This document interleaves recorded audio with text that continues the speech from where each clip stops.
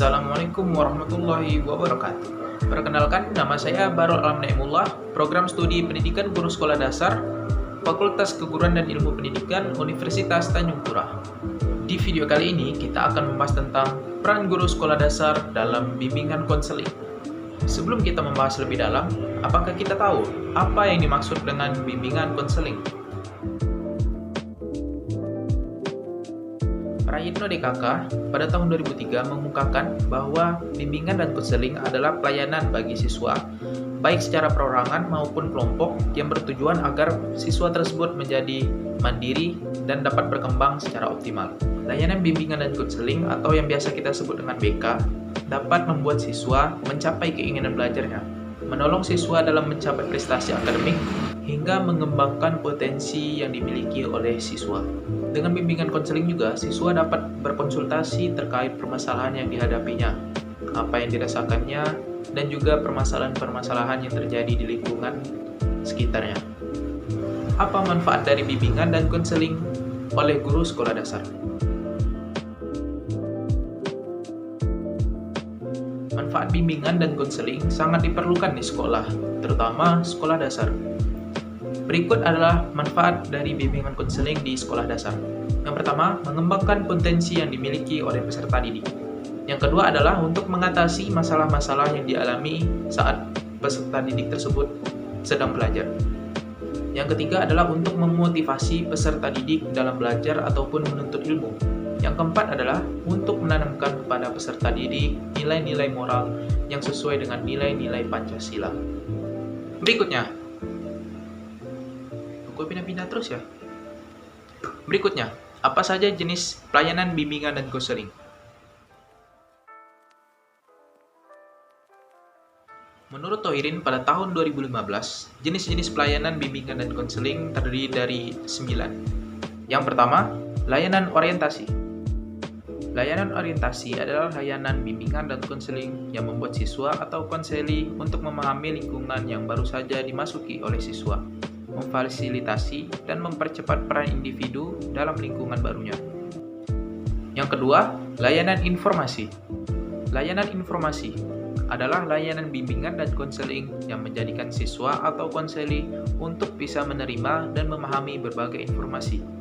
Dalam hal ini, informasi diperoleh oleh siswa bisa dijadikan sebagai pertimbangan dan pengambilan keputusan untuk kepentingan siswa atau konseli. Yang ketiga, pelayanan penempatan dan penyaluran. Pelayanan penempatan dan penyaluran adalah pelayanan bimbingan dan konseling yang menjadikan siswa atau konseli memperoleh penempatan dan penyaluran sesuai dengan potensi, minat, bakat, dan kondisi pribadinya yang dihadapi siswa. Yang keempat, layanan penguasaan isi. Layanan penguasaan isi yaitu layanan bimbingan dan konseling yang menjadikan siswa atau konseli untuk mengembangkan diri yang berkaitan dengan sikap dan kebiasaan belajar yang baik sesuai dengan nilai dan moral. Yang kelima, layanan konseling individu. Layanan konseling individu adalah layanan bimbingan dan konseling yang menjadikan siswa atau konseli untuk mendapatkan layanan secara langsung dengan cara bertatap muka langsung dengan guru atau bimbingan konseling atau pembimbing dengan tujuan untuk membahas dan meringankan masalah pribadi yang tengah dihadapi oleh siswa. Yang keenam, layanan bimbingan kelompok. Layanan bimbingan kelompok adalah suatu pelayanan bimbingan dan konseling yang membuat beberapa siswa secara bersama melalui suatu kelompok untuk memperoleh berbagai materi dari sumber tertentu dan mendiskusikan secara bersama yang membahas tentang suatu topik tertentu yang berguna untuk mendukung pemahaman dan kehidupan sehari-hari. Yang ketujuh, layanan konseling kelompok.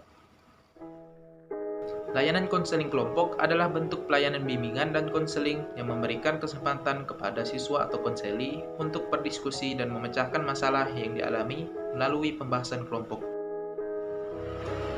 Yang kedelapan, layanan konseling untuk jasa konsultasi. Layanan konseling untuk jasa konsultasi adalah bentuk layanan konseling yang jasa bimbingan dan konseling dilakukan oleh seorang konselor atau supervisor kepada seorang pelanggan atau konsulti. Dan yang terakhir, yang kesembilan, layanan mediasi. Layanan mediasi adalah bentuk layanan bimbingan dan konseling yang dilakukan oleh konselor atau guru kepada dua orang atau lebih yang berada dalam keadaan tidak cocok satu sama lain.